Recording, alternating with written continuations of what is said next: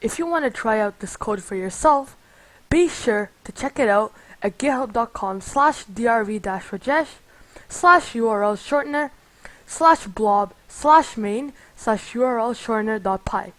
Then you can copy paste the code into your IDE or run it on your terminal directly. Enjoy the video.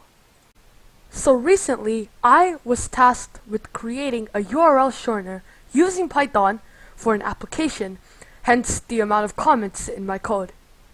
It uses a lot of concepts that I've learned, and that was the whole aim because I wanted to show like my all-rounded skills in Python.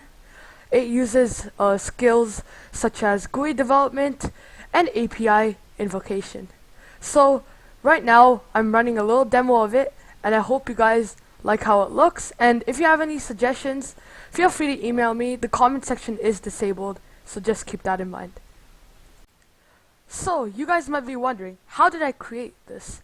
Well, it's actually quite simple when you look at it. So up here, ignore all the comments because, like I said, it was for an application. So there's a couple of things you need to keep in mind when using this. First of all, you do need a Bitly account to do this, as you saw in the demo. And then there's also a limit of 1,000 URLs per month unless you are a pro user.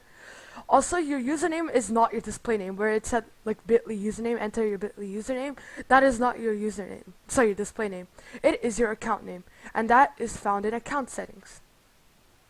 And one more thing I forgot to mention in the comments here is that this only runs once and then it kills the code with a weird error because I only had like one try and accept for everything, and the reason why I want to kill it after one run was because of rate limiting. I didn't want people like just spamming. Okay, so right here I'm importing all my libraries, of course. So Tkinter, I'm importing Tkinter, all the packages and everything from Tkinter, and then in the next slide I'm importing TTK, and what that is, it allows you to do use widgets and stylize and stuff. And then I'm also using the message box thing, and the message box is used for that like pop-up that shows up at their URL. I'm also importing requests because that actually allows me to make a request to the API. And yeah, so here I'm creating the class to nest all the functions I want, and then I'm creating the initialization constructor argument.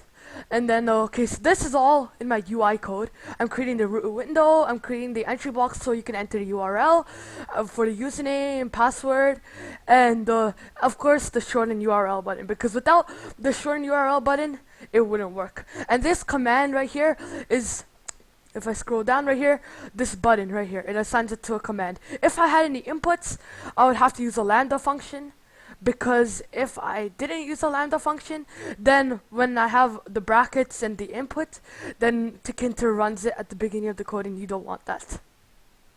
So next, I'm getting the group UID, which is a parameter you need for OAuth.